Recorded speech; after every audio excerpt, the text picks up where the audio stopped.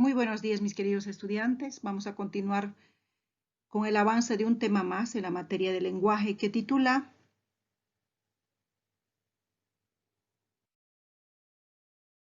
Textos expositivos. ¿Pero qué son los textos expositivos? Son los textos que tienen como objeto informar de forma clara y ordenada cualquier tema. Estos textos expositivos, estos tipos de textos nos sirven para que nosotros podamos exponer temas, ya sea en clase o en algún lugar, o también dar a conocer algún tema que sepamos, y al dar a conocer ya estamos exponiendo. Ahora, tiene intención didáctica. ¿Por qué es didáctica? Porque cuando ya hay exposición, ya hay conocimiento, lo puede uno llevar a la práctica. Y este tipo de textos son científicos, divulgativos, de cualquier temática, son de medicina, literatura, psicología, deportes, periodismo, etc. Propósito de los textos. Para escribir un texto se tiene que tener diferentes propósitos. ¿Cuáles son? Primero, expresar ideas y sentimientos. 2. Informar un suceso, espectáculo, una noticia o una competencia. 3. Reflexionar sobre un tema, un cuento, fábula, poema. También podemos hacer reflexión de los que ya hemos nombrado. 4. Divertir o entretener, como chistes, anécdotas, adivinanzas. Esos también pueden ser textos expositivos porque los estamos dando a conocer. ¿Cuáles son las características de los textos expositivos? Características fundamentales de este tipo de textos son que se deben explicar con mayor claridad, ser claros al exponer para que las personas o los que te escuchen te puedan comprender o entender. Para explicar, el emisor debe tener en cuenta dos aspectos esenciales. 1. La naturaleza de la información o mensaje.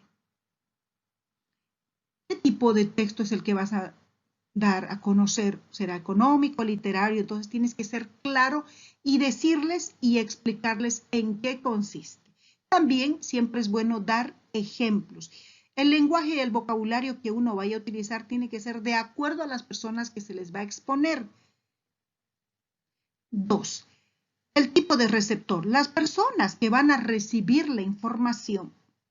Si son estudiantes, tiene que ser con un lenguaje claro, no muy rebuscado, para que puedan comprender. Entonces, cuando se va a exponer un determinado tipo de texto, entonces hay que ver quiénes son los receptores para poder utilizar el lenguaje de acuerdo a cada uno de ellos. Pasos para crear textos expositivos.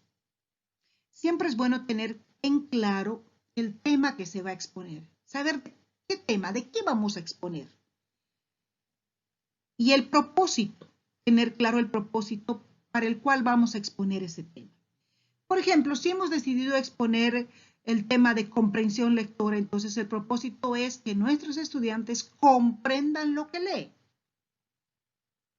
Tener claro el problema a solucionar. Entonces, hay que solucionar el problema mientras se está realizando la exposición temática. Ahora, tener claro el destinatario. Entonces, saber para quiénes se va a dar el tema, cómo lo vamos a hacer y el tipo de lenguaje que vamos a utilizar. Localizar la información. La información hay que buscarla, hay que indagarla, hay que averiguarla de manera clara, precisa, que no sea muy complicado, preparar un material para que puedan leer y releer y así se puedan apoyar con la exposición.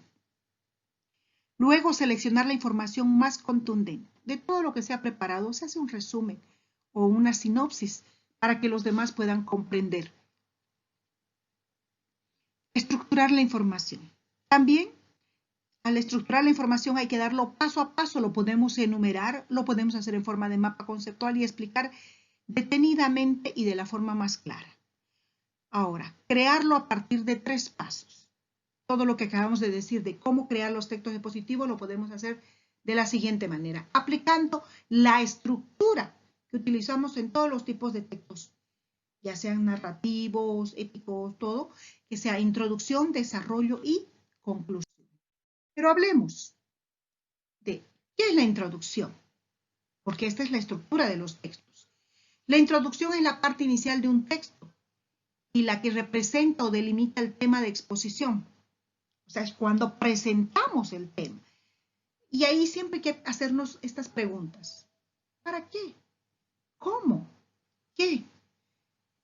Ahora tenemos el desarrollo o la parte central del texto, que es la parte del texto que expone, narra, informa, explica o aclara. También responde lo que estamos exponiendo y siempre nos preguntamos, ¿por qué?